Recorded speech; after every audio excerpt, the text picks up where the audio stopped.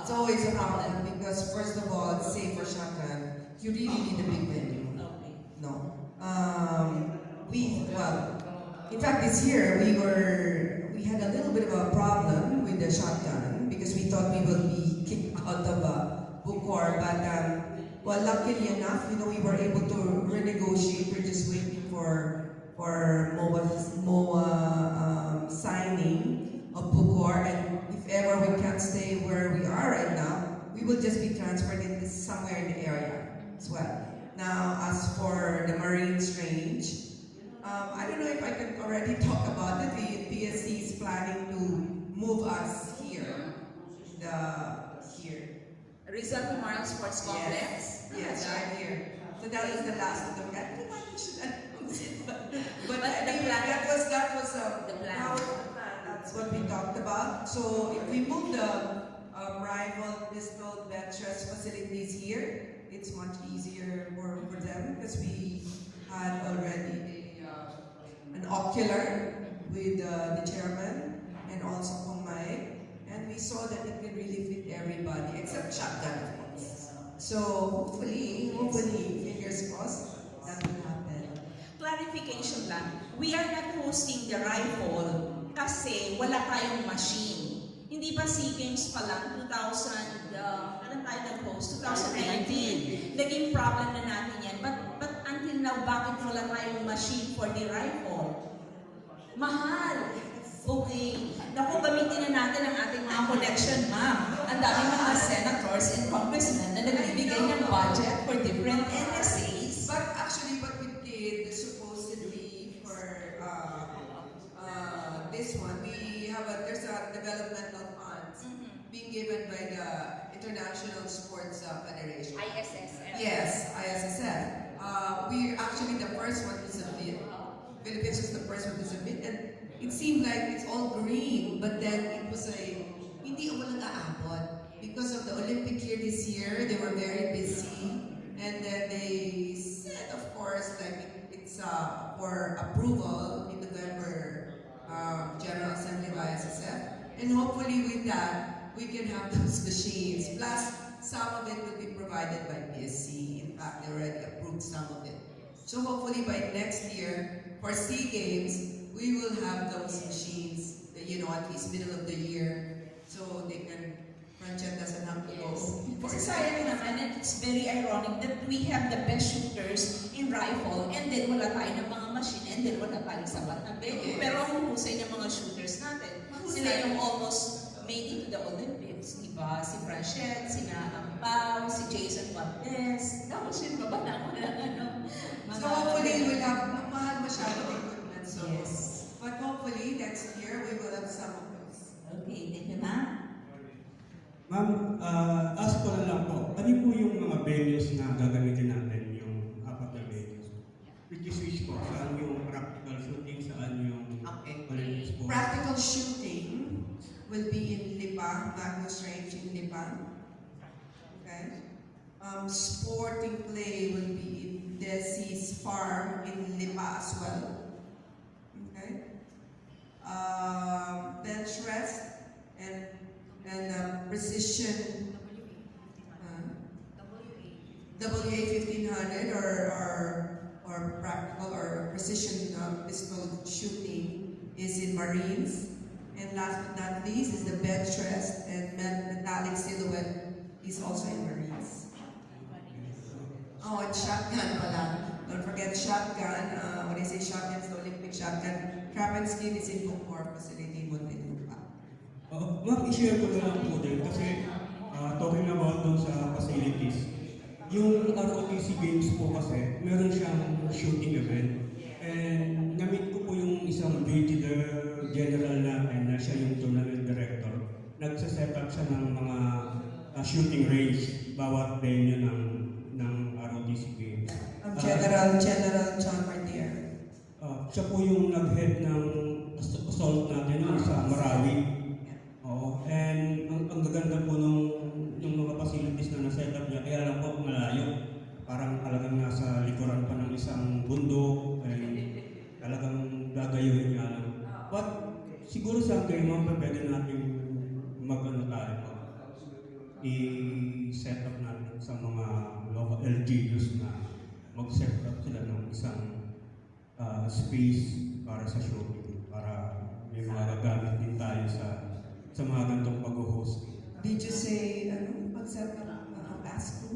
Pag-set up, ma'am, parang, kasi may mga mayors po natin na may hilig din sa sa shooting. Kaya lang, wala po silang technicalities, know-how sa technical know-how sa mga pag-set up ng facilities. Kaya like what Richard now was saying, we plan to rehash our bylaws para makapag-accredit kami ng mga ng ranges. So, kasi we have to fix that first. We cannot just But yun na nga, kasi marami nang interested to put up their own ranges. Like I said, Filipinos love to shoot. So, even if it's practical, bench rest, dami. Hindi na, satellite ranges is the key. No. Okay, good afternoon na po. Gab Peras from Sports Corner PH. Personal questions muna. Gaano pa kahanda ang ating Philippine shooting team para makapag-ansinta tayo ng medalya, podium finishes or national records para dito sa CISA Championships? And of course, ilang percentage na ba yung ating preparedness ng ating team sa ngayon? For this year, we made lahat ng agrupations have made their preparations. We have not qualified shooting competitions since May. So we have from there monthly competition. From there we were able to pick who's the first 3 shooters to represent the country. And of course, kasama ba sa magiging lineup, of course, si Olympian Jason Valdez? I'm not sure if kung nakapag-training niya siya sa ngayon. Pero what's the latest kay Jason? Jason is in love. Wow! No, Jason is in the army. Jason is still shooting and he will be, in fact, in Taiwan for the CISA. Okay. And last question coming from Jet Ilayot, Scoreline PH. At sabi po niya, may we know po from your side if you have also programs or projects for the grassroots sector. Kasi alam po natin, yung mga bata, baka pwedeng magkaroon sila ng potential na magkapag-shooting. And how you strengthen the abilities and skills of the beginners of this sport. So thank you so much and good afternoon. Yes, we actually have formed a committee for developmental committee. We have somebody Marsha who's developing. We have a lot of guns we have a lot of guns from PSC before, and now we're rehabilitating for air. So, para at least for air, we have those guns, no? So at least we have this developmental committee now for that. And as far as benches is concerned, they're also very, very active in getting new shooters, developing new shooters. Siguro kailangan ko coaches. I mean, like, for the young, hindi kasi yung mga national coaches, sometimes they just need their national team. So I need coaches. I was telling Richard, we need coaches for the development. Yes. Okay. So that's hopefully for the project for next year, since it's not an Olympic next year, it's medyo preparation for SEA Games. But in between, probably we can develop new coaches. In fact, like we have 2 that we're getting course now for ISSF coaching. Mga ganyan, and they're also developing referees. Yes. Juries, referees, these are important. It's not just the shooters. So many goes behind, like, juries, referees, coaches, all those things. So, next year, magsimulan na rin yan. Okay, one important question. Kamusta ang hosting? Gano'ng kalaking budget ang meron tayo for the hosting? Nagamit pa natin ang connection ni Mr. President. Si Kong, di ba, Mike D?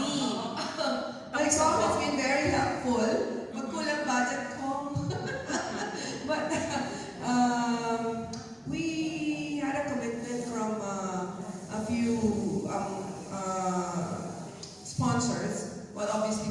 is there.